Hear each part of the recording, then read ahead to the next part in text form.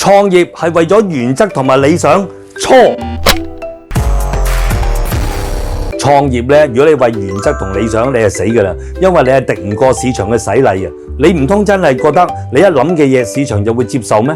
或者可能呢，你之前你做過好多市場調查，又或者可能你第一次、二次嘅同你嘅想法一樣，市場真係接受你嘅產品，但係市場會不停咁樣去轉變數據啦，轉變人嘅消費行為啦。其實呢，可能你自己嘅想法同當初已經唔同。其實創業最重要嘅係生存。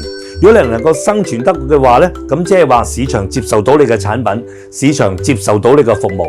如果你起步嘅時候永遠都揸住原則同埋理想呢，理想只係你個人嘅啫，原則亦都係你個人嘅。但係如果你唔懂得生存嘅話呢，咁可能呢，你連點樣揾客你都未知。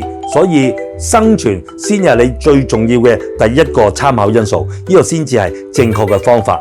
大家喺留言區講下咩叫做企業先生存呢？好片記得分享及留言。